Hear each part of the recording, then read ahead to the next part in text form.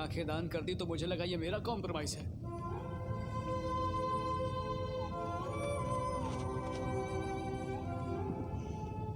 लेकिन उस गौतम ने जो बलिदान दिया था वो मेरा नहीं था,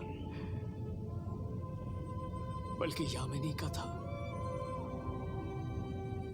यामिनी अपना घर और परिवार छोड़कर मेरे साथ आई, और किस लिए?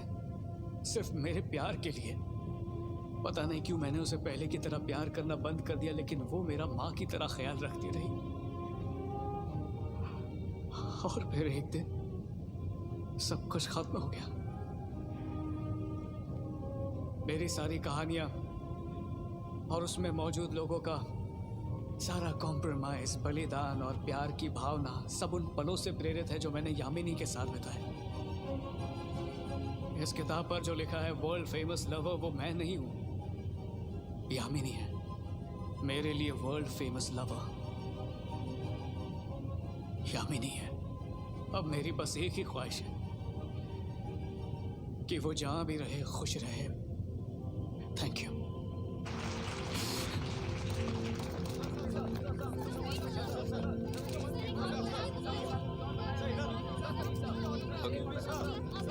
हाँ बिल्कुल बिल्कुल, जस्ट अ मोमेंट। बिल्कुल बिल्कुल, ओके ओके, हाय।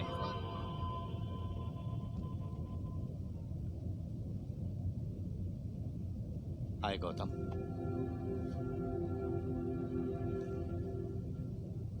तुमने बिल्कुल सच कहा था। मैंने हमेशा पैसों से प्यार किया, नो रिग्रेट्स।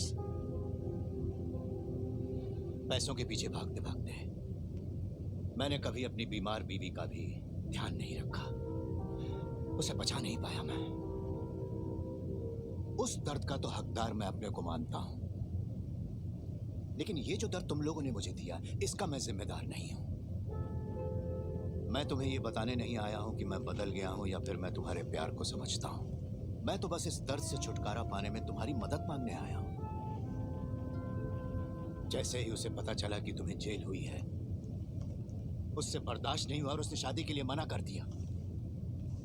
तुम्हारे पागलपन की सजा मेरी उस प्यारी बेटी ने भुगती है। तुम्हें पता है वो 2 साल तक अपने कमरे से बाहर नहीं निकली।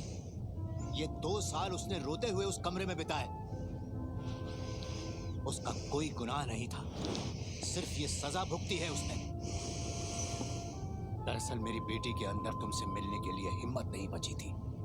क्या कहा था तुमने? कि जो जहां भी है वो वहां खुश रहे। ऐसा कह देने से वो खुश रहेगी? वो तुम्हारे बगैर कभी भी खुश नहीं रह सकती। एक एहसान करो मुझ पर, मुझे अकेला छोड़ दो।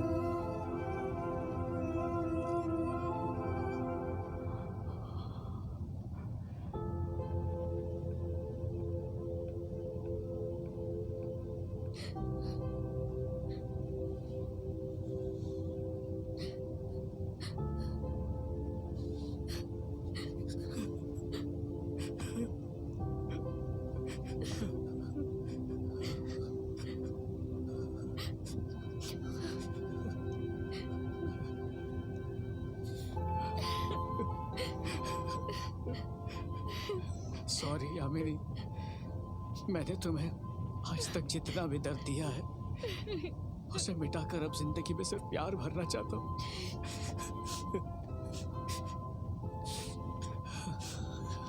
घर का पता जानते हो ना, मेरे जीपीएस। चलो घर चलते हैं।